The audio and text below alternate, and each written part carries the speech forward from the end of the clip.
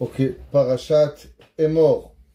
Alors, dans la Parashat Emor, d'abord, le cours, on va le dédicacer, les Refoua Shelema de Shlomo, Bat Bar Rachel, Ben Rachel, Akadosh Baruch Hu Yishlach lo Refoua Shelema, l'oncle à ma femme, le frère de ma belle-mère, qu'Hachem lui donne une bonne santé, Yarich Yamav Ushnotav Bane'imim.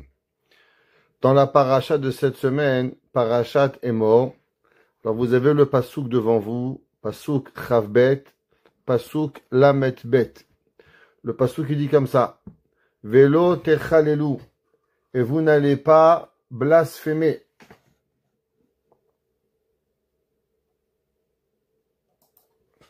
Etchem Kochi, mon nom saint, Venikdashti Betor Bene Israël, et je vais me sanctifier dans les Béné Israël, Ani Hashem Mekadishchem. C'est moi, Akadosh Baruch Hu, qui va venir et qui va vous sanctifier. Rashi, il dit que ça veut dire Velo techalelu et Shem Kochi. Dit Rashi, la avor al devarai mezidin. Dit Rashi, qu'est-ce que ça veut dire Velo techalelu et Shem Kochi? Vous allez pas blasphémer. Chilul, comme Chilul Hashem, c'est là qu'on apprend. Il dit la avor adevarai mezidin. Comment on blasphème le nom de Dieu? C'est pas que le gars il a oublié que c'est Shabbat, il a allumé la lumière. Le pauvre, il savait pas. On parle de quelqu'un, il dit ah c'est Shabbat, crac, Dieu préserve, il allume. Mimashma shenema velo techalelu. Ma tamud loma venikdashti. Il dit Rashi, je comprends pas la connexion du pasouk. Au début, c'est marqué Velo techalelu et Shem Kochi. Vous allez pas blasphémer le Dieu. Et après, c'est marqué Venikdashti Betor Bene Israël. Et vous allez me sanctifier. Quel rapport? Comment on juxtapose dans le même verset les deux principes? Un, la non blasphémation de Dieu, avec la fin du pasouk qui s'appelle Venikdashti Betor Bene Israël. Dit Rashi, Pshat Pashut, Venikdashti masor atzmecha, vekadesh shemi. Dit Rashi, de là on apprend qu'on doit donner sa vie pour Dieu. Ça veut dire que tout le monde connaît le principe des 3 péchés capitaux, que si on vous demande, est-ce que vous faites avodazara ou je vous tue, vous devez dire, ben non, je fais pas avodazara et tu me tues pas. Akadosh Baruch Hu il est plus.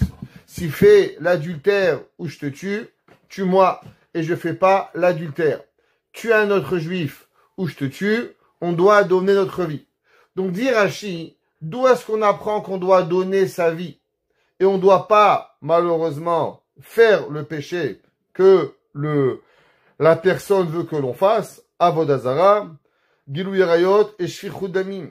Dit Rashi, à cause que la Torah juxtapose les deux. Chilul Hashem, Venikdashti Betor Bene Israël. Ça veut dire qu'en vérité, pourquoi une personne, elle doit donner sa vie quand on lui demande de sacrifier, de faire avodazara? A priori, on a un principe. Quel est le principe? Si je vous force à faire une avéra, alors vous êtes forcé. Quand vous êtes forcé, vous n'avez pas transgressé la Torah, alors pourquoi tu devrais donner ta vie? Dit Rashi, c'est vrai. Par rapport à la avéra, tu es ce qu'on appelle honnête. Tu es forcé. Mais il y a une obligation de quoi? Une obligation de sanctification du nom de Dieu. Shekol Amoser, dit Rashi, Yachol Beyachid, peut-être tout seul, Tamud Lomar Betor Bene Israël, Vekeshu Moser Atzmo, Yintzor Atzmo Almenat Lamut. Une personne, quand on veut, par exemple, blasphémer Dieu, on veut qu'il fasse une avéra en public, même si c'est pas un des 3 péchés capitaux. Par exemple, quelqu'un il vient et dit voilà, je voudrais, monsieur le rabbin, que demain, vous allez Shabbat, pendant Shabbat, devant toute la synagogue, fumer une cigarette Shabbat. Dieu préserve. Normalement, Shabbat, c'est pas un des 3 péchés capitaux. On devrait fumer et pas transgresser Shabbat. Mais si malheureusement ce monsieur il veut que tu le fasses devant tout le monde, alors tu es obligé de te faire tuer et tu ne dois pas transgresser la Avera. Pourquoi? c'est marqué Venikdashti, et je vais être sanctifié, Betor Bene Israël. À la maison, quand tu es tout seul, transgresse Shabbat. Quand c'est devant tout le monde, non. Il faut que tu fasses la sanctification du nom de Akadosh. Là, on vous entend pas. On m'entend maintenant? Oui. Maintenant, oui. Alors, on m'a rien entendu depuis le début du cours? Non, mais ça fait quelques minutes que j'ai tout essayé, je pensais que c'était que moi. Non, Moi moi aussi. j'ai quitté puis je suis revenue. Ok. Alors, on revient. Rachid dit, très bien. Alors, on va répéter. Vous voyez? Rachid dit, technologie, c'est ça. Depuis que c'est la technologie, on ne peut plus communiquer. Alors, Rachid dit, qu'est-ce que c'est la juxtaposition des deux principes, Chilul Hashem et sanctification? Il dit, Rachid, c'est simple. Parce que, des fois, quand on te demande de blasphémer Dieu, t'as pas le droit. Il faut que tu sanctifies Akadosh Baruch Hu. Comment on doit sanctifier Dieu? En donnant sa vie.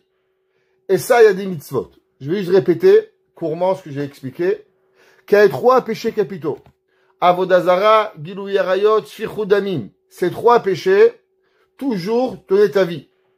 Les autres mitzvot de la Torah, ça dépend. Est-ce qu'elles sont en public ou est-ce qu'elles sont en privé? Exemple, quelqu'un te dit, fume Shabbat ou je te tue. Il dit, je fume une cigarette, pas de problème, ne me tue pas. Pourquoi? Je vais transgresser un Shabbat et je vais garder 1000 Shabbats. Maintenant, si on te demande, je veux que tu vas devant la synagogue Shabbat et tu fumes, ça va être une blasphémation d'Hachem devant tout le monde. Faut que tu te fasses tuer. Tu n'as pas le droit de blasphémer Akadosh Baruch Hu devant tout le monde. Et il dit Rashi, au moment où tu vas donner ta vie, faut pas que tu penses que Dieu va te protéger. Non. Faut que tu donnes ta vie à l'intention que Hachem qu'il va prendre ta vie. Comme Hanania, Mishaël et Azaria. Hanania, Mishaël et Azaria sont partis voir le Navi, Daniel et Yecheskel. Ils lui ont demandé, est-ce qu'on va être sauvés quand on va rentrer dans le feu? Il leur a dit non. Et ils sont rentrés à l'intention qu'ils vont mourir. Et à la fin, Hachem leur a fait un miracle. On n'a pas le droit de dire ça, je vais sauter, mais le bon Dieu va me faire un miracle. Non, mon fils. Il faut que tu vas à l'intention de donner ta vie pour Akadosh Baruch Hu. Et il dit Rashi, Shekol amoser atzmo almenat hanes, en osin lones. Tout celui qui va et qui va donner sa vie à l'intention qu'on lui fait un miracle, alors on lui fait pas du miracle. Shechen matinu bechanania, Mishaël va Azaria. Comme ce qu'on a trouvé à Hanania, Mishaël va Azaria, Shelo masru atzmam almenat hanes. Ils n'ont pas donné leur vie à l'intention qu'on leur fait un miracle. Eux, ils savaient pas qu'Hachem allait leur faire un S. Matzil velo matzil yadi el avelach. Dit Rashi, voici la juxtaposition des deux mitzvot. Chilul Hashem, venigdashti betor bene Israël. Pourtant, de ce verset, la Gemara, elle va apprendre un autre halakha qu'on va discuter ce soir. Alors, la Gemara, dans Masechet Berachot, Dav Vav Amud Bet, 6b. La Gemara dit comme ça. Amar Rabbi Yochanan. Il dit Rabbi Yochanan. La Gemara, elle parle à propos de la prière. Vous savez, il y a une mitzvah tous les jours d'aller prier Beminyan, de prier avec 10 personnes. La Gemara dit comme ça. Amar Rabbi Yochanan. Il a dit Rabbi Yochanan, Besha'a sha'akadosh Baruch Hu ba bevet hakneset. Au moment où le bon Dieu, il vient à la synagogue, Velo matza ba'asara. Et ce matin, il y a eu un coup de fatigue. La synagogue, miskinim, ils sont tous endormis. Il y avait 9, pas 10. 9 gars. Le 10e, il a fait dodo. Il s'est pas réveillé. La Gemara, elle dit, Dieu, il arrive. Il manque un. Miyad ou Koes. Tout de suite, Dieu, il est fâché. Quoi? Qu'est-ce qui se passe? Chez Nehemar, la Gemara ramène un verset dans Yeshaya. Madoua bati. Dieu, il dit, pourquoi je suis venu? Ve'en ish. Il manque une personne. Il n'y a pas un homme. Karati ve'en one. J'ai appelé et on m'a pas répondu. La Gemara dit, qu'est-ce que ça veut dire? La Gemara ramène un verset dans Tehilim, qu'on connaît, 69, 14. Va'ani tefilati lecha Hashem edratson. Le passou qui dit Va'ani, et moi, tefilati. Je suis une prière, lecha Hashem, avec toi Hashem, edratson. C'est un moment de Hashem et moi, on est en moment de propice, en moment de volonté de prière. La Gemara dit, Ematayu edratson, c'est à quel moment qu'il est un moment propice à la prière. La Gemara dit, Besha'a shehatzibur mitpalelin. La Gemara dit, au moment où le public y prie, c'est là que Akadosh Baruch Hu, c'est un edratson, un moment propice à la prière. La Gemara, elle a dit, Matua bati ven ish. Pourquoi je suis venu et il n'y a pas un homme? Je comprends pas. Qu'est-ce que ça veut dire? Je suis venu et il manque quelqu'un. Ça a l'air, a priori, que Dieu, il voulait prier avec nous. Alors comme il voulait prier avec nous, et il n'est pas venu, comme si qu'on l'a empêché de prier. La Gemara, dans Masechet Berachot, d'Avav, la Gemara a dit, qu'est-ce que c'est? Asara kadma shechinta ve'atia. La Gemara a dit que quand il y a 10 personnes, alors ils précèdent, ils vont précéder que la présence divine, elle va venir. Ça veut dire quoi? Que tous les matins dans une synagogue, il y a 10 personnes, Dieu il sait, tous les matins, 7h il y a minyan, il vient 7h moins 1. Dieu il précède le minyan, il vient avant. Et comme maintenant il ne trouve pas le minyan, il dit, hey, moi je suis venu pour prier avec vous. Et vous n'êtes pas là, le bon Dieu, il n'est pas très fâché. La question, elle est, quel est le rapport? Pourquoi Dieu, il a besoin de prier avec nous? C'est quoi, Dieu veut prier, il ne va pas des minyan, le bon Dieu? Alors, la Gemara, dans ma Masechet Berachot d'Avzaïn, pratiquement tous les Gemarot de ce soir, c'est la Gemara dans Brachot, Ichot Tefila. La Gemara dans Davzaïn, elle dit comme ça. Minayin she'akadosh baruch hu mitpalel. Vous savez, tout ce que vous faites, Dieu y fait. Ou plutôt, tout ce que nous on fait, Dieu y fait. La Gemara dit, d'où est-ce qu'on sait que Dieu y prie? Tous les matins, Dieu y prie comme vous. D'où est-ce qu'on sait ça? La Gemara a dit, Sheneemar, Va'aviotim el arkochi. C'est marqué, je vais les amener à ma montagne qui est saine, Vesimartim bevet tefilati. Et je vais les réjouir dans la maison de mes prières. La Gemara dit, tes prières? Non, les prières des Juifs. Vesimarti bevet tefilatam. À la maison que les Juifs y prient. Qu'est-ce que ça veut dire bevet tefilati? La Gemara dit non. Ça veut dire, tu sais qui est le plus grand prieur de tous? C'est Dieu. La Gemara dit, c'est pas ça marqué. Le verset dit, Vahaviotim el arkochi. Je vais les amener à la montagne saine, Vesimartim, et je vais me réjouir, bevet tefilati. Au moment où moi, je vais prier. La Gemara, dans Masechet Berachot, Daf Kaf Aleph. La Gemara a dit, qu'est-ce que c'est? D'où est-ce qu'on sait qu'on doit prier Beminyan? Tu peux poser la question, pourquoi il faut 10 personnes? Pourquoi pas 12? Pourquoi pas 15? Pourquoi pas 25? Pourquoi 10? D'où on est arrivé au concept de 10, Minyan, quorum de 10. C'est quoi? A priori, moi si j'étais les rabbins, j'aurais dit 12. Pourquoi 12? 12 tribus. 12, Yaakov, il a eu 12 enfants, alors il faut 12. Pourquoi pas 3? Avraham, Yitzhak, Yaakov. Comment on est arrivé à ce chiffre 10 de la prière? Alors la Gemara, elle demande cette question. Et la Gemara, elle dit, d'où est-ce qu'on sait qu'on n'a pas le droit de sanctifier le nom de Dieu s'il n'y a pas un quorum de 10? La Gemara, elle ramène le verset « Venikdashti betor bene Israël ». Et je vais me faire sanctifier. Chaque mot est important. Venikdashti, ça vient du mot kadosh. Betor, dans, bene Israël, l'assemblée des enfants d'Israël. La Gemara a dit, de là on apprend que on doit sanctifier Hachem pas moins que 10 personnes. La Gemara dit d'où arrivé à 10. La Gemara, elle apprend Gezerah Shava. Alors, je vais expliquer qu'est-ce que c'est Gezerah Shava. Vous savez qu'il y a 13 façons comment la Torah elle est enseignée. Par exemple, Kalva Homer, a fortiori, Gezerah Shava, Ekesh. Tout ça, c'est les 13 façons. Et un d'entre elles, c'est quand on trouve un mot dans la Torah, quelque part, on trouve un mot dans un autre verset. La Torah nous dit quand est-ce les connecter. Les lois qui appartiennent à ce verset, alors elles vont appartenir à un autre verset. La Gemara a dit, c'est marqué à propos de Korach. Korach, vous savez qu'il a discuté contre Moshe Rabbeinu. Et qu'est-ce que Moshe Rabbeinu a dit à Korach? Il a dit, Ivdelu mitoch haïda ra'azot. Moshe l'a dit aux gens, séparez-vous de cette assemblée mauvaise. Pourquoi? Parce que la terre, elle allait les absorber. Quel est le mot que Moshe Rabbeinu il a employé? Mitoch. Ivdelu, taisez-vous. Ivdelu, mitoch haïda. Séparez-vous. C'est le problème quand on n'éteint pas son micro. Havdelu, mitoch haïda. De l'assemblée. Alors la Gemara a dit, qu'est-ce que c'est? Mitoch et Eda. Deux mots.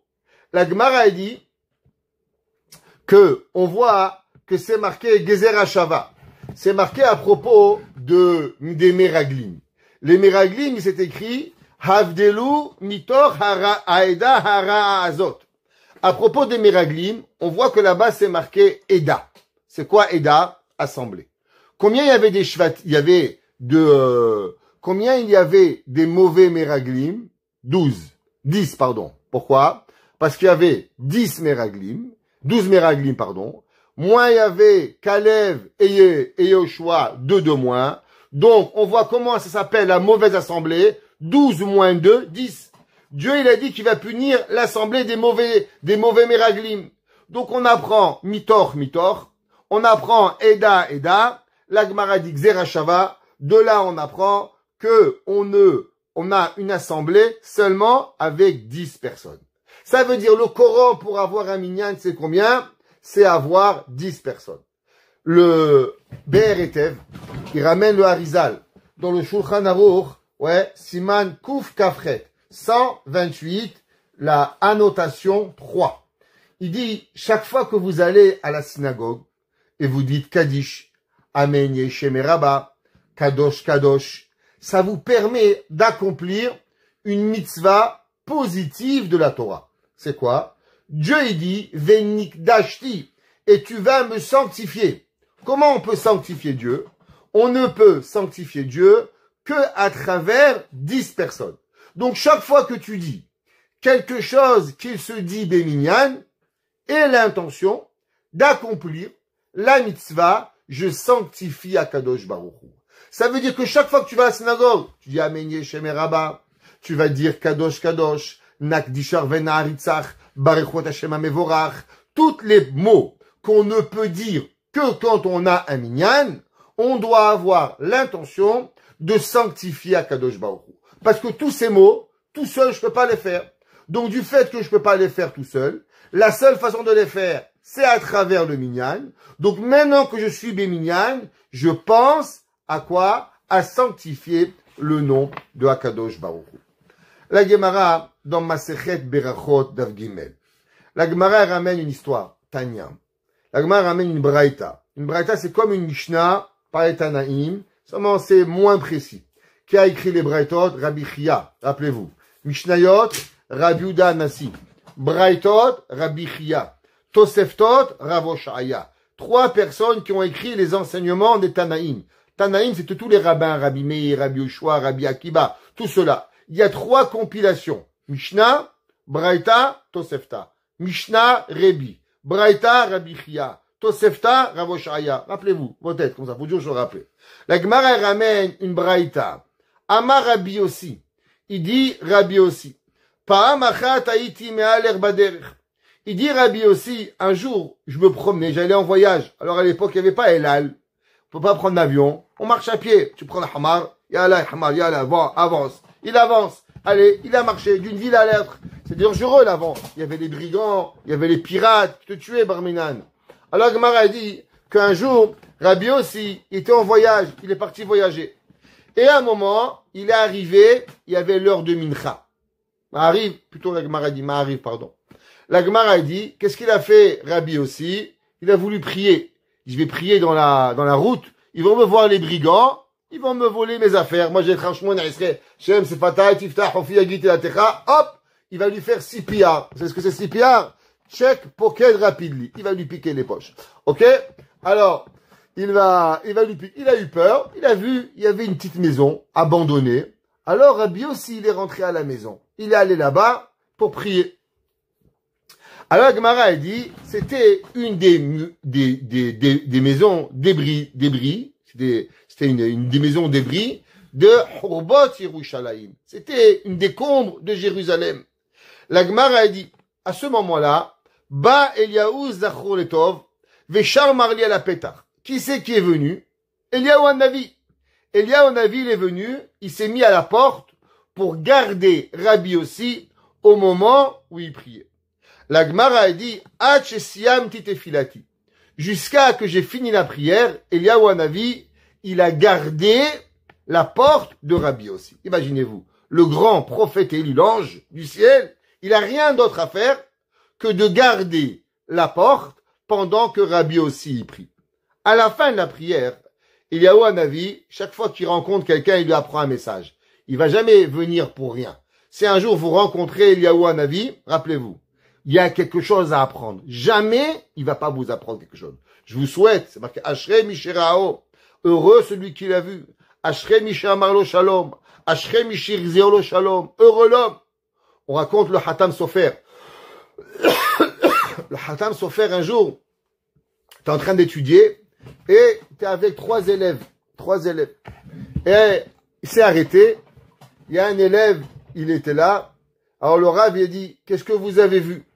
Alors, un, il a dit, j'ai vu un homme, je lui ai dit bonjour, il m'a répondu bonjour.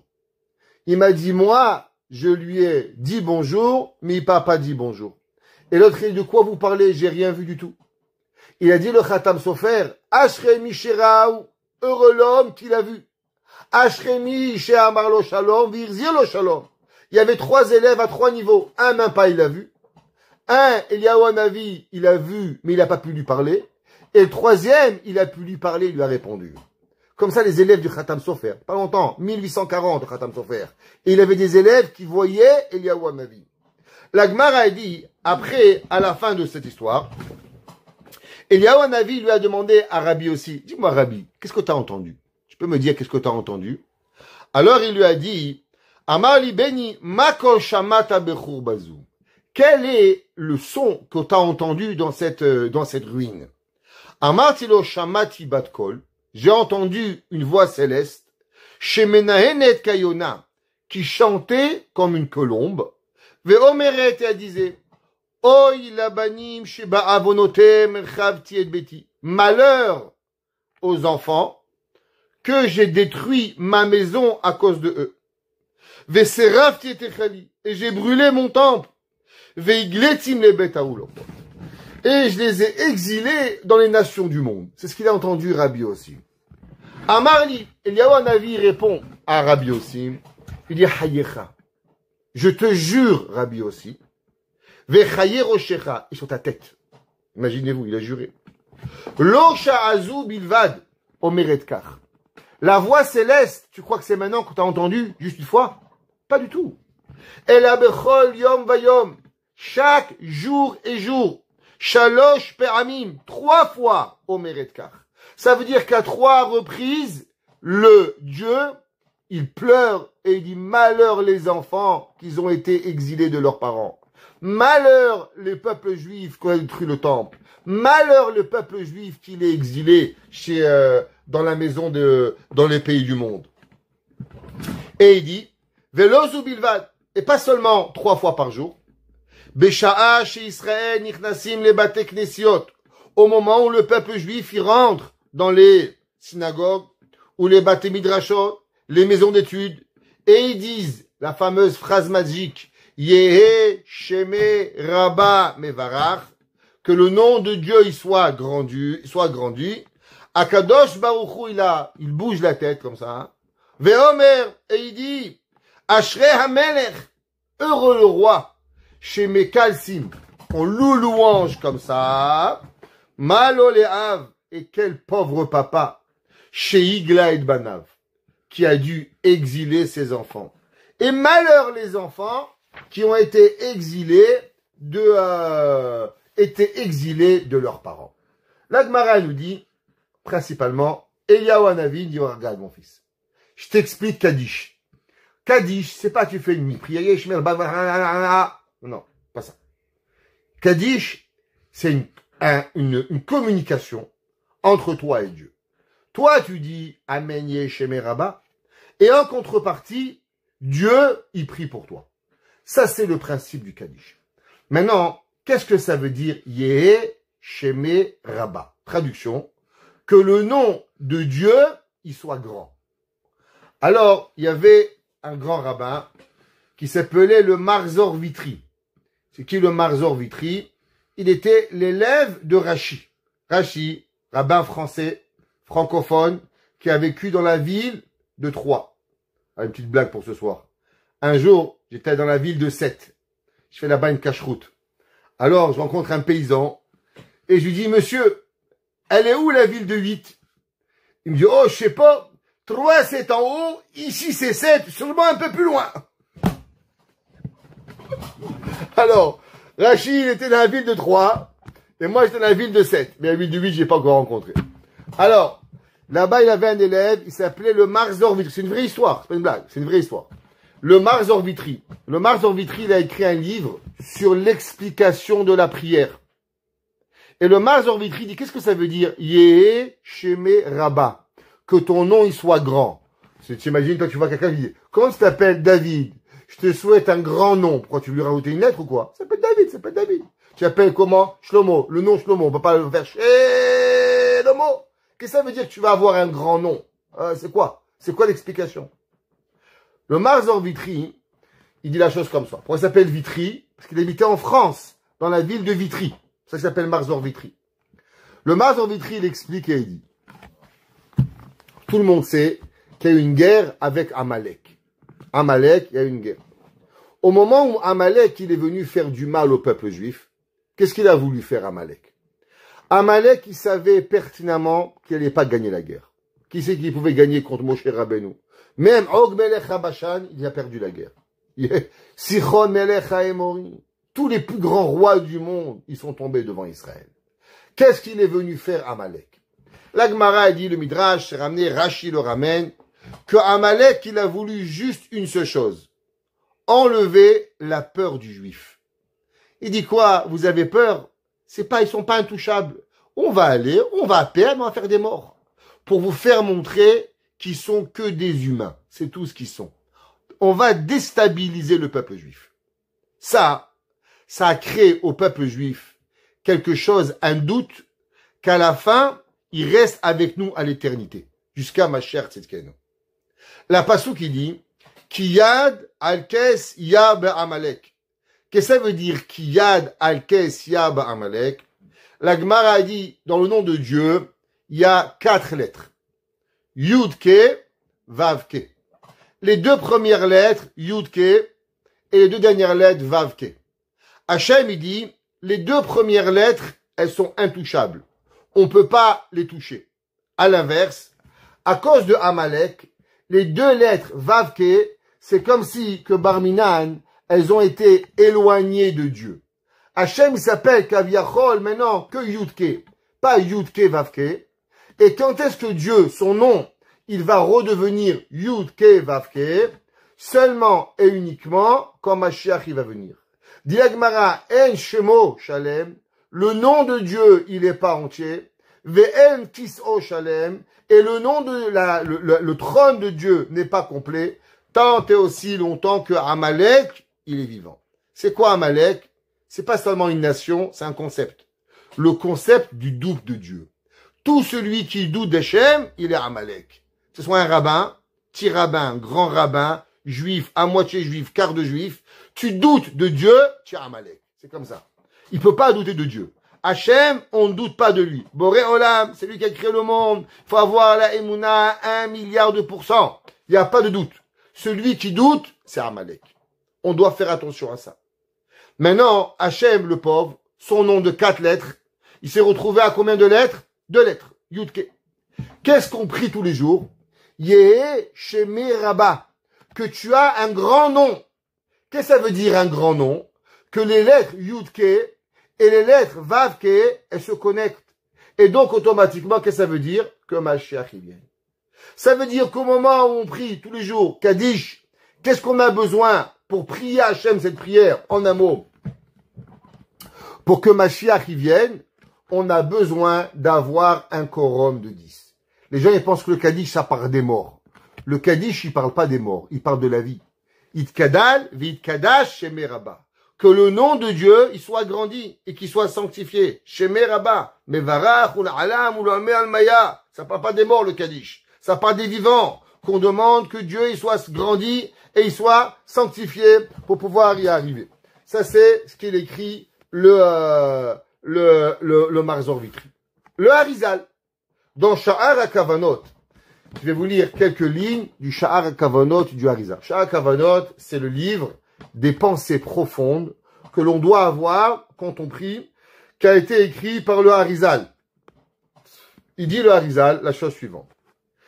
Qu'est-ce que ça veut dire Yit Gadal, Veit Kadash? Alors il explique, comme je vous ai expliqué, au nom du Marzor Vitri, que le nom d'Akadosh Baruch Hu, il doit être grandi. Et Ve'ayideze, Shinitchabru im Shnei Otziot Acharonot, quand ils vont être collés Yud Ke Vav Ke, Ve'ayideze Yashem Gadol Veshalem, le nom de Dieu il va être grand. Ki be'ot she'otziot elu nifradot, parce que tant que le Yud Ke et le Vav Ke ils sont séparés, En Hashem Shalem, Dieu il n'est pas entier. Velachen itgadal shemo Yudke veyase Rabba. Et il dit maintenant, regardez, prenez le Kaddish, les deux premiers mots, Yit Gadal, Veyit Kadash. Combien de lettres vous avez? Comptez-les, 11 lettres. Il dit pourquoi vous avez 11 lettres? Par rapport au chiffre Vav He, que l'on doit faire grandir, Yit Gadal, Veyit Kadash. En vérité, combien est le nom de Dieu? 26. Maintenant, il manque Yudke, parce que le Vavke, il est éloigné. Alors, le Vav et le He, combien ça fait? 11. Alors, il dit Yud, Taf, Gimel, Dalet, Lamed, Vav, Yud, Taf, Kuf, Dalet, Shin, 11. Yid Gadal, Veit Kadash, 11 lettres. Par rapport au Vav et au He, qui sont en valeur numérique de 11. C'est pour ça, Yid Gadal, Veit Kadash, Shemé. Quand tu vas les mettre, les 11, maintenant, Shemé Rabba. Le nom de Dieu, il devient grand. Il est passé de Yudke à Yudke Vavke. Maintenant, qu'est-ce que il a dit Eliyahu Hanavi? Vous savez, Eliyahu Hanavi, c'est pas Stam. Eliyahu Hanavi, c'est quelque chose de super puissant.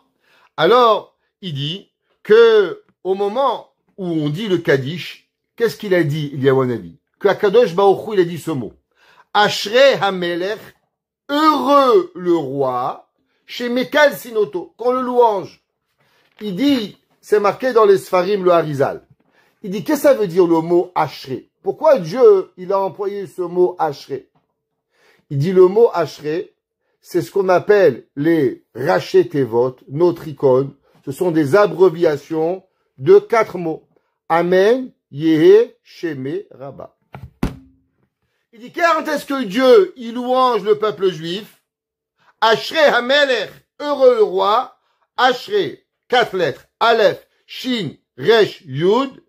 Amen, Yehe, Sheme, Rabba. Les 4 premières lettres du Kaddish.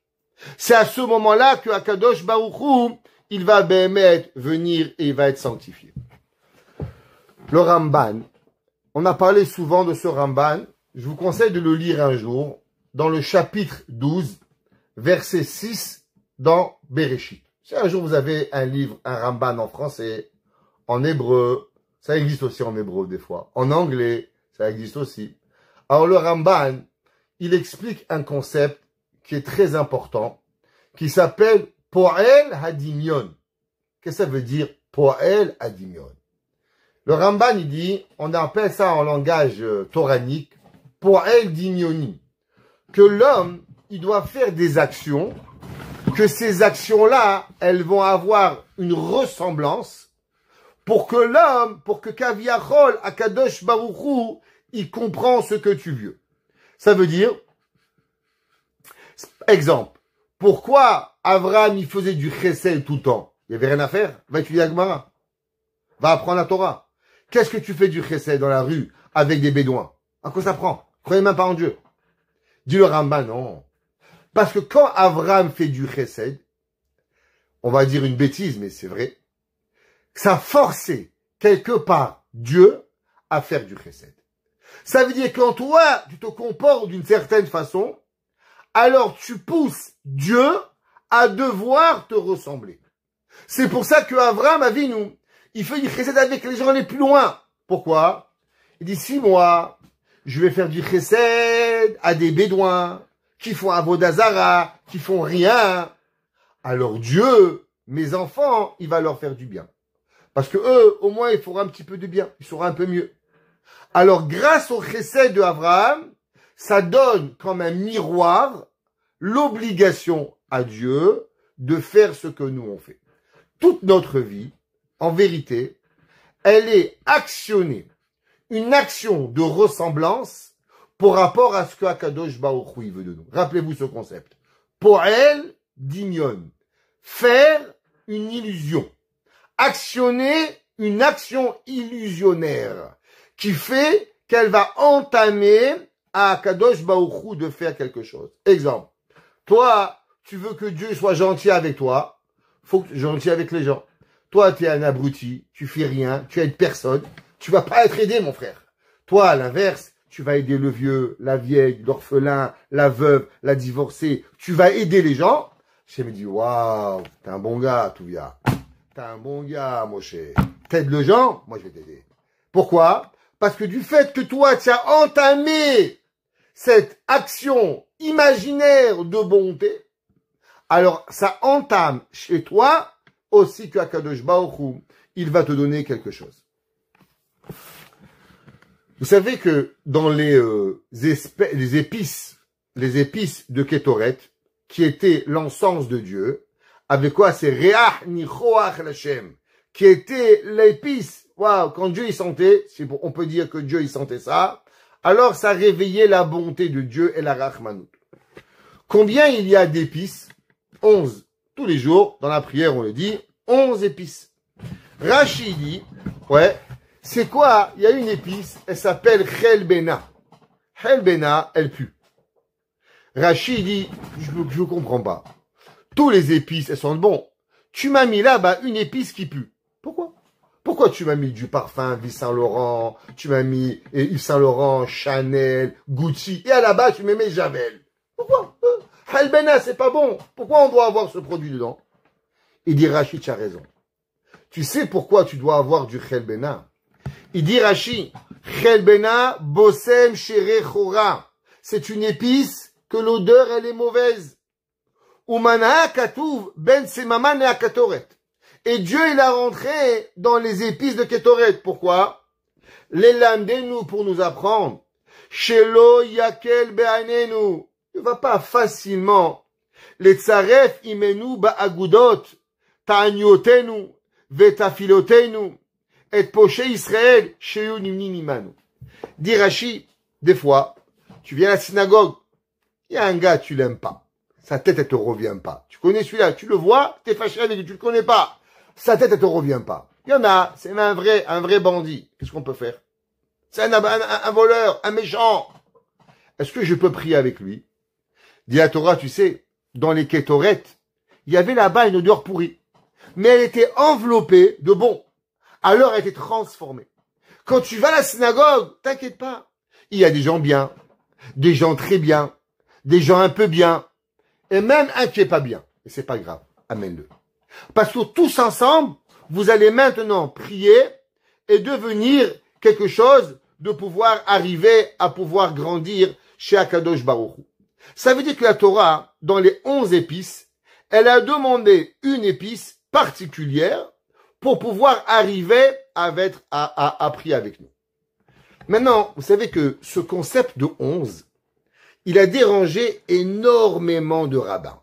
Pourquoi? Parce que ceux qui sont dans nos cours, on a déjà appris qu'en vérité, tout c'est quoi? 10. 10 juifs, 10 Mahamarim, Aseret Adibrot, toujours Aseret Mahamarim, tous 10, Aseret Makot. 10, 10, 10, 10, 10, 10, toujours 10. Ouais. Et là, d'un coup, quand on arrive aux épices, 11.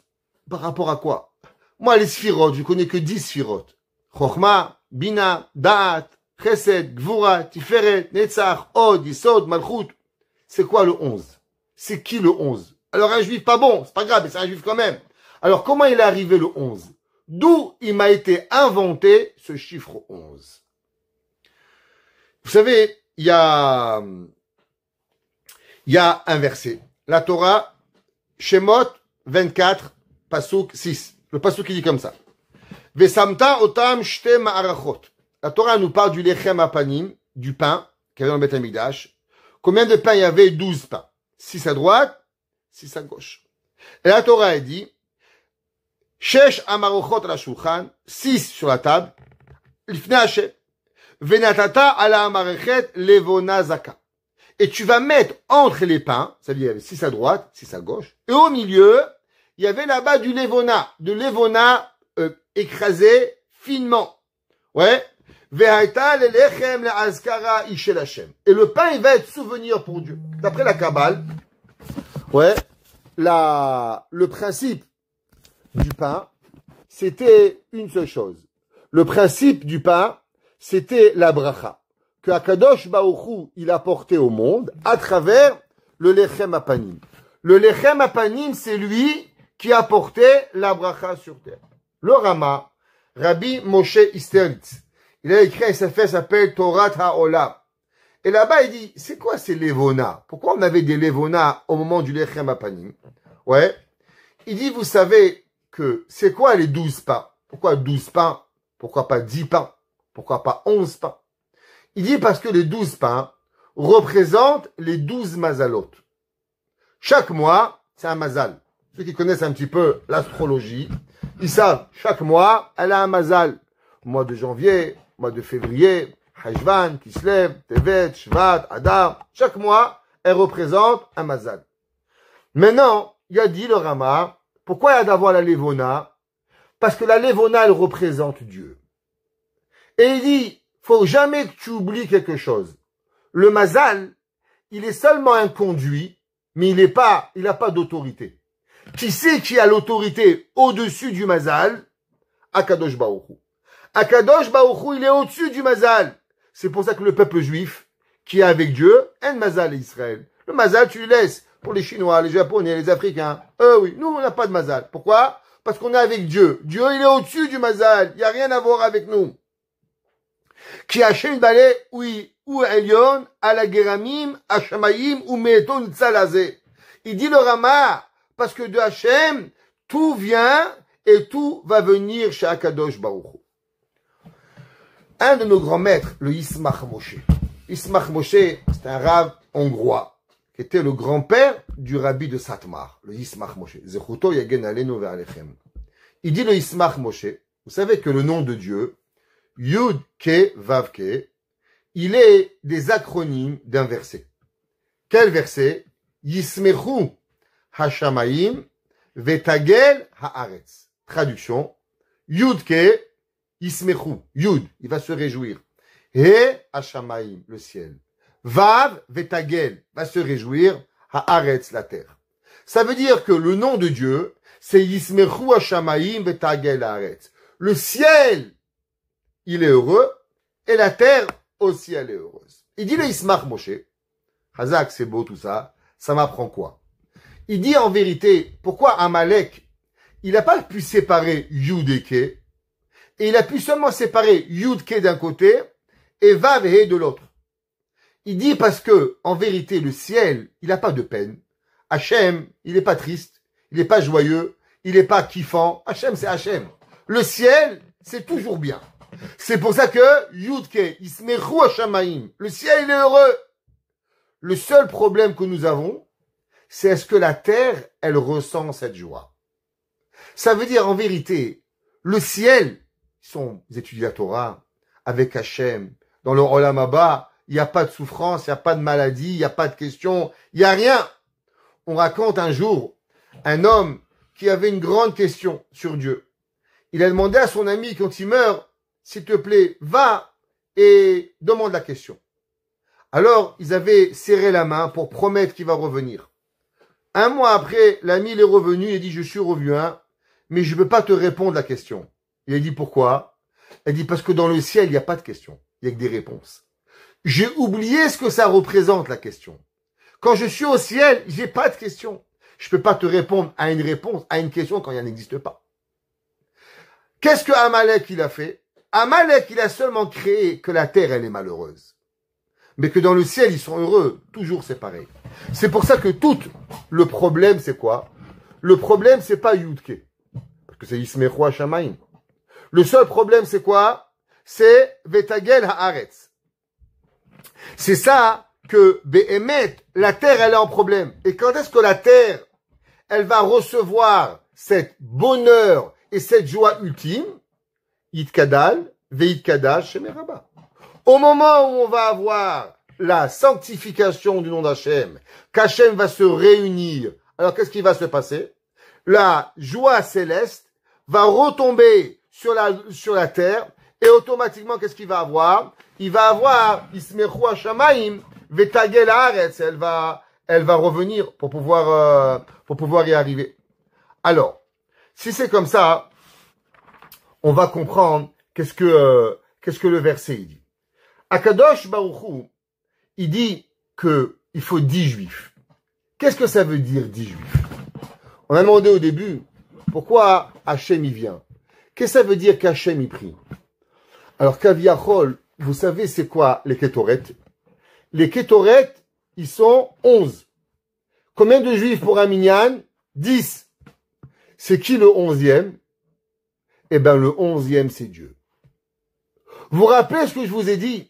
Qu'il y a le Shulchan. Dans le Shulchan, il y a 12 mazalot. Et il y a le Chelbona. Le Chelbena, il représente Dieu. Pareil, dans les 11 épices. Les 11 épices, il y a une épice qui s'appelle Dieu. Ça veut dire il y a 10 et il y a Dieu. C'est quoi les 11? Eh bien, les 11 représentent les 11 Vav et le He de Yeshemeraba.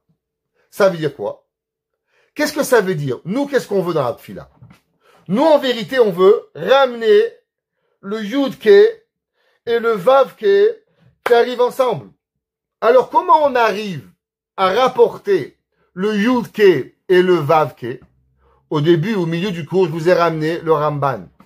Que le Ramban, il a dit qu'il faut faire une action ressemblante pour pouvoir arriver à créer une formule qui va forcer Dieu à faire quelque chose.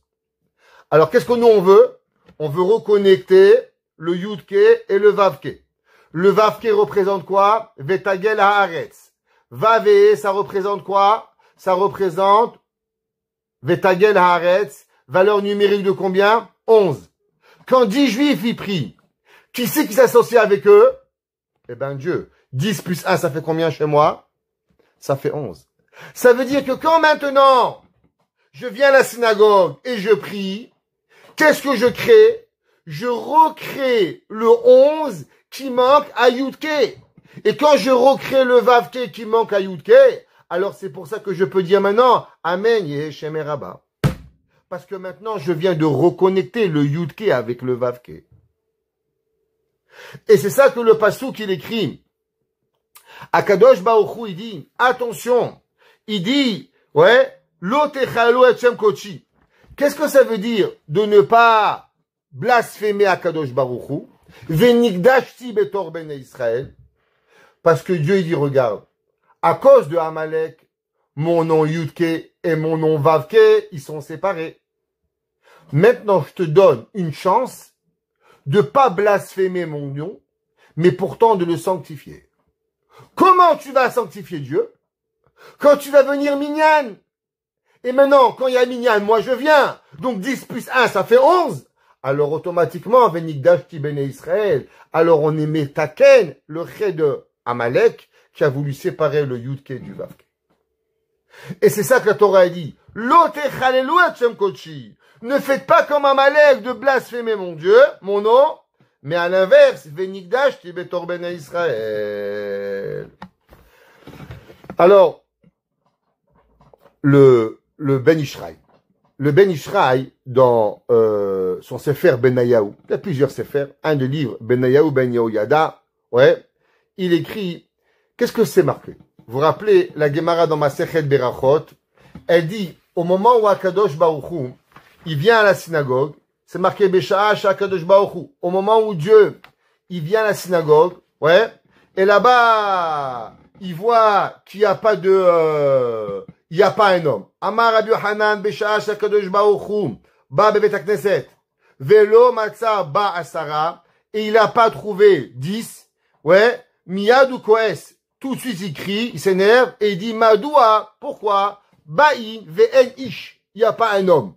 Le marcha, il dit pourquoi il dit en ish? Il avait qu'à dire en minyan. Pourquoi il dit pas ish? Le marcha, il dit non, parce qu'en vérité, il y a 9. Et Dieu, il est fâché que s'il y a 9, doit avoir 10. Alors, puisqu'il y a 9, quoi, t'as pas trouvé un juif dans la rue, dis, ah, viens ici, Shimon, viens ici, David, arrive, center. Chez les Chassidim, on appelle ça center, le 10e. Alors, Hachem, il se fâche. Quand il y a 9 juifs qui sont fatigués, à venir à la synagogue, et tu trouves pas un pour faire le minyan, alors Dieu est fâché. Ça, c'est le marcha. Le Ben Israël dit non. Tu sais pourquoi Dieu, il est fâché? Parce que qu'est-ce qui manque quand il n'y a pas un minyan? Amen, Yehe, Sheme. C'est quoi Ish? Les acronymes de Amen, Yehe, Sheme.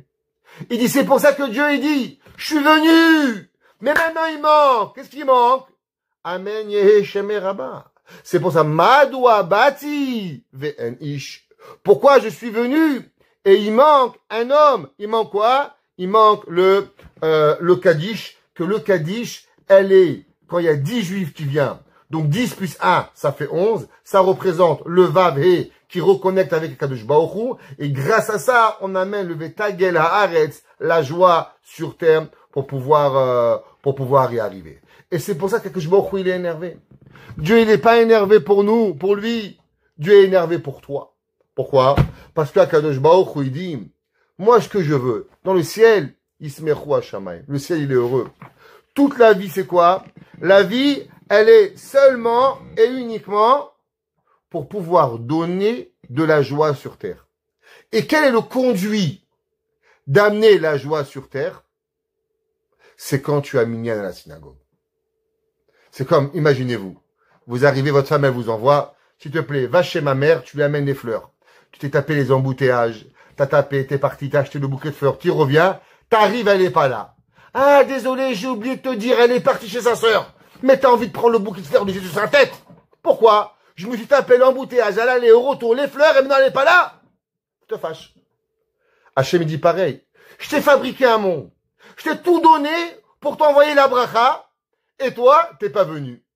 Tu as dit, je suis fatigué, je suis parti chez mon père. Hachem dit quoi? C'est ça que tu me fais. Je suis venu et tu me donnes pas. Alors automatiquement, Akadosh Baruch Hu, il s'est fâché. Pourquoi il se fâche? Pas parce qu'il lui manque à Dieu quelque chose.